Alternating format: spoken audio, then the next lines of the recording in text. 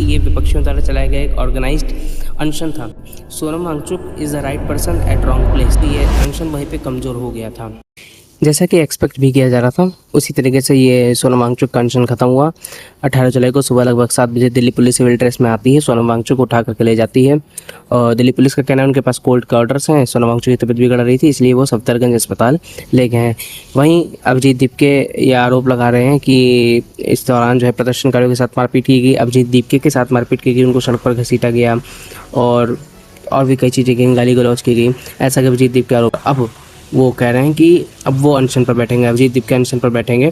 हालांकि अब देखते हैं इस पर दिल्ली पुलिस क्या एक्शन लेती है, क्योंकि जो लेफ़्ट के जो छात्र संगठन हैं, उनके जो कार्यकर्ता हैं, नेहा वगैरह, ये कई लोग जो है अभी भूख हड़ताल पर बैठे हैं। दिल्ली पुलिस ने अब उस पर क्या एक्शन लेती है तो देखने वाला होगा, क्योंकि अब चीज़ें जो दिल्ली पुलिस है वो भी जो है एग्रेसिव रूप दिखा सकती है, क्योंकि सोनम वांगचुक को मंच से हटा दिया गया है। केवल उन्हीं की वजह से सरकार रुकी हुई थी, दिल्ली पुलिस रुकी हुई थी, वो सोनम वांगचुक को उठा करके ले गई है। अब देखना होगा कि आगे क्या होता है। फिलहाल एक जो बात नोटिस करने वाली, 15 जुलाई को कोर्ट में याचिका गई थी, 16 जुलाई को सुनवाई होती है, जिसमें सरकार की तरफ से कहा जाता है कि हाँ सरकार ध्यान दे रही है, वो कुछ एक्शन लेगी। 17 जुलाई कल का वेट किया जाता है। कल कांग्रेस के जो पवन खेड़ा हैं वो आकर के कांग्रेस का समर्थन सोनम वांगचुक को देते हैं। इससे पहले सपा आ चुकी होती है, अरविंद केजरीवाल जा चुके होते हैं। तो क्या एक तरीके से सरकार इंतजार कर रही थी कि पूरी विपक्षी पार्टियों को सोनम वांगचुक के इस अनशन को समर्थन मिल जाए, जिसमें वो ये कह सके कि ये विपक्षियों द्वारा चलाया गया एक ऑर्गेनाइज्ड अनशन था। पहला पॉइंट, क्या सरकार इसका वेट कर रही थी, क्योंकि अब सरकार ऐसा कह सकती है।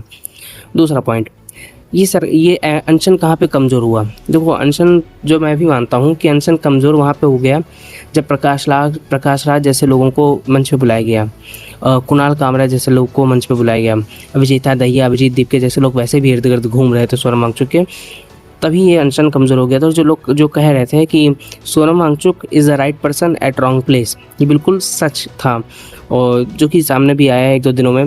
भाई आप जिस स्टेज पे जय श्री राम नहीं बोल सकते कहते हो आप, फिर वहाँ पे नाम रहेगा अल्लाह का गाते हो, ठीक है। उसके बाद कुणाल कामरा कहता है सीता के पति, अरे यार माता सीता बोल सकते थे।